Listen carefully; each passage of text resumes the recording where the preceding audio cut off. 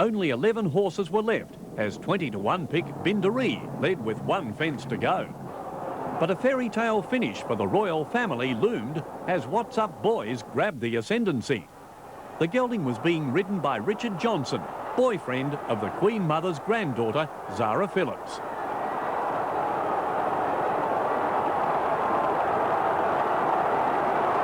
But Bindaree dug deep to salute by a length and 3/4 in 9 minutes, 8.6 seconds.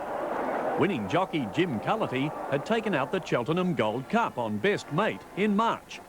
And the 28-year-old Irishman had become the first jockey since John Burke in 1976 to win both races in the same year. But Cullity only got the ride after stable jockey Jamie Goldstein broke his leg in a fall on the Wednesday. At such short notice, I never thought, I couldn't in my wildest dreams imagine winning the National, and it's just unbelievable now. Bindaree gave Nigel Twiston-Davis his second Grand National. The Gloucestershire trainer prepared 1998 winner Earth Summit. Bindaree took his earnings to almost £400,000 with 8 wins and 7 minor placings from 24 starts.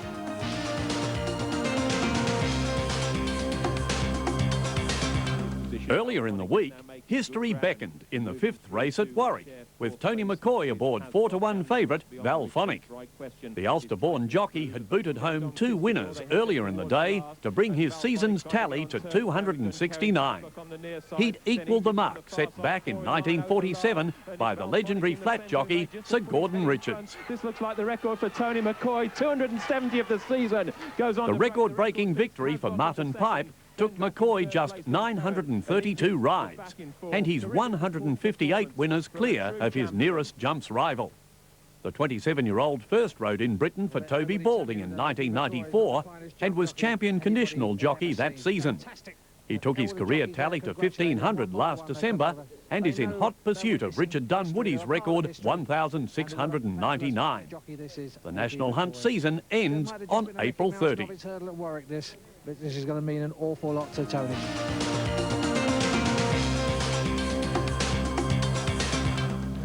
Despite the recent rain, it was already 30 degrees Celsius as the field assembled for the second UAE World Cup endurance ride. In all, 108 competitors would line up for the event, which debuted as the world's most preferred ride in 1999. And there was plenty of incentive, with a Mercedes car as first prize and a BMW for the runner-up. The riders, representing 32 nations, were flagged off at 6 a.m. Ahead of them, a grueling 130 kilometres of Arabian desert, divided into 5 stages or loops. The Crown Prince of Dubai, Sheikh Mohammed, had won team gold with his sons in last year's Open European Championships in Italy. And the world's leading owner-breeder of thoroughbred horses had the support of his deputy and brother, Sheikh Hamdan. However, His Highness was languishing in 36th position behind early leader Valerie Canavi of the United States.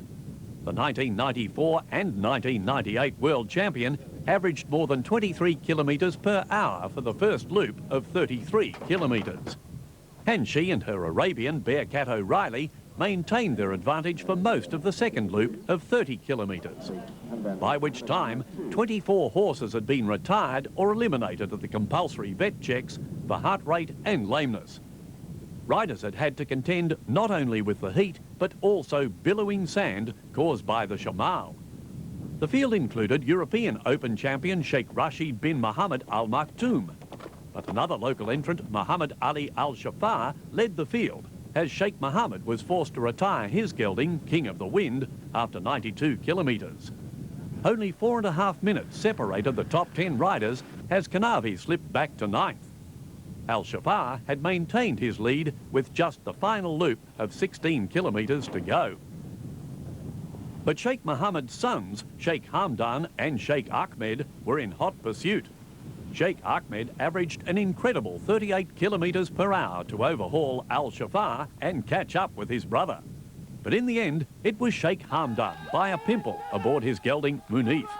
It had taken him 5 hours, 24 minutes, 57 seconds and he'd not been confident of victory until the very end. After I passed Mohammed Shafan, because you can't say that you can't win a race until you pass the finish line. Sheikh Hamdan won gold at last September's Junior and Young Riders World Championships in Spain.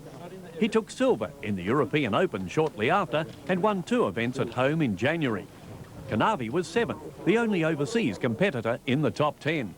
Only 39 riders completed the course, the last of them 5 hours behind the winner.